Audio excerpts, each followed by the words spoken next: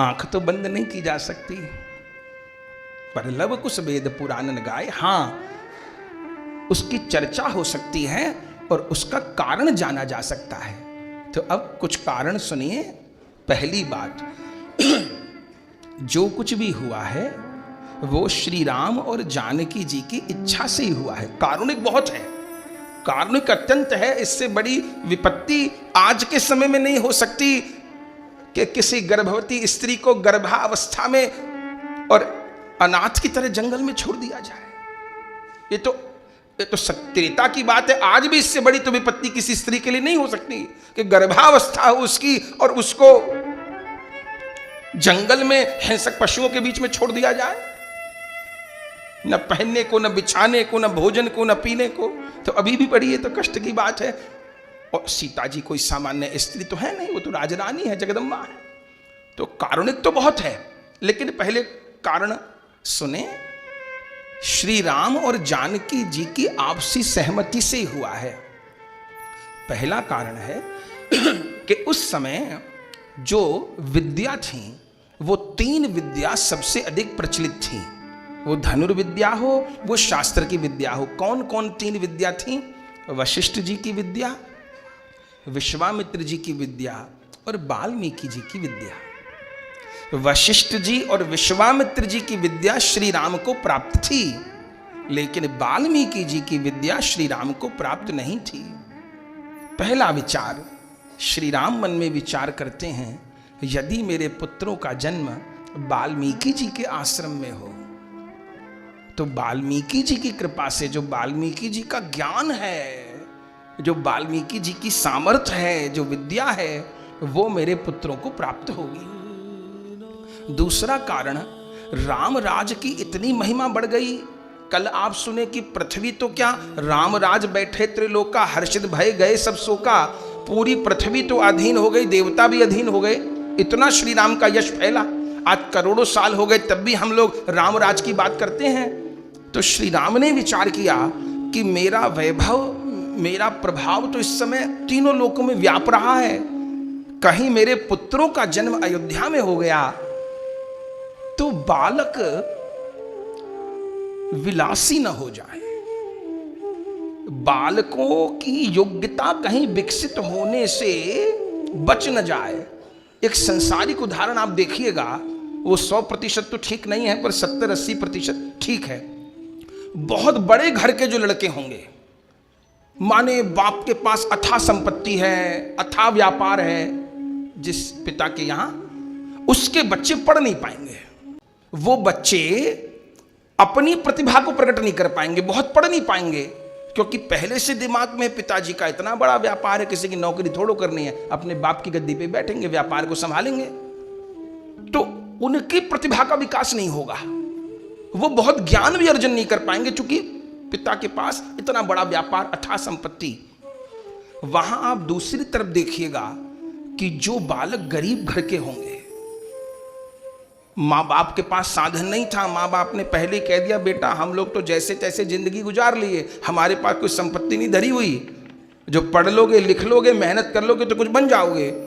तो आप देखेंगे 100% नहीं, पर 70-80% देखेंगे जो लोग बहुत आगे गए विद्या के क्षेत्र में, व्यापार के क्षेत्र में, आप देखेंगे कि वो बहुत धनवान परिवार से नहीं थे। आप देखिएगा, खोजिएगा, आपको 10 में से 8 उदाहरण ऐसे मिल जाएंगे। आज भारत के सबसे बड़े रईस कौन हैं? अंबानी। ठीक, उन अंबानी का इतिहास देखिएगा। 1980 में जो धीरू भाई अंबानी थे, बैंक ने उनको लोन देने से मना कर दिया था। चल संपत्ति नहीं थी। धीरू भाई अंबानी को 1980 में लोन देने से मना कर दिया था। और अभी तो वो इतने बड़े आदमी हैं कि पूरा पाकिस्तान खरीद लें। तो आप देखेंगे कि जो लोग बहुत आगे गए विद्या के क्षेत्र में, तपस्या के क्षेत्र में, वहां आप देखेंगे कि वो लोग जीवन में बहुत संघर्ष किए और जिसने जीवन में कोई संघर्ष नहीं किया, मेहनत नहीं की, वो एक सामान्य स्तर तक गए, ये आप देखेंगे 70-80% ये बात जो कही आपको सत्य दिखाई पड़ेगी। तो श्री राम मन में क्या विचार किए कि यहां इतना वैभव, इतनी कृपा, इतना प्रभाव, यदि जानकी यहां जन्म दे देती है तो बालकों की प्रतिभा कभी पूरी तरह से विकसित न हो। यदि बालकों का जन्म वन में हो, किसी ऋषि की सन्निधि में हो, तो बालकों की प्रतिभा का पूर्ण प्रकाश होगा।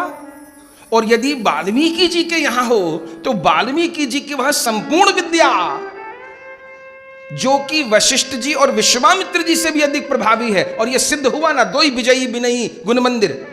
लवकुश से युद्ध में भरत जी भी हार गए, शत्रुघ्न जी भी हार गए, लक्ष्मण जी भी हार गए। हारे कि नहीं हारे? पढ़ लीजिए उत्तर रामायण, वाल्मीकि रामायण। अर्थ क्या हुआ कि वाल्मीकि जी की विद्या वशिष्ठ जी और विश्वामित्र जी की विद्या पे भारी पड़ गई। वशिष्ठ जी विश्वामित्र जी की विद्या तो प्राप्त थी, श्री राम को वाल्मीकि जी की प्राप्त नहीं थी। तो जो मेरे पास है वो तो बालकों को मिल ही जाएगा, पर सबसे ऊंची वस्तु प्राप्त हो, एक तो ये कारण है। अब इससे भी बड़ी दूसरी बात, ये कोई मनहक कल्पना नहीं है।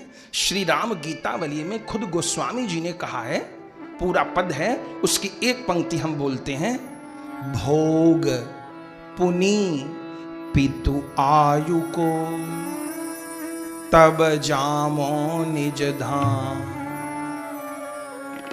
श्री राम के मुख के वचन हैं। श्री राम गीतावली में क्या कहते हैं? श्री राम विचार करते हैं कि मेरे पिताजी मेरे विरह में आकस्मिक शरीर छोड़ गए। मेरा विरह सहन नहीं हुआ, मैं वन को चला गया तो पिताजी ने आकस्मिक शरीर छोड़ दिया, तो मेरे पिता की आयु शेष रह गई, इसके लिए भी वो स्वर्ग में रहे।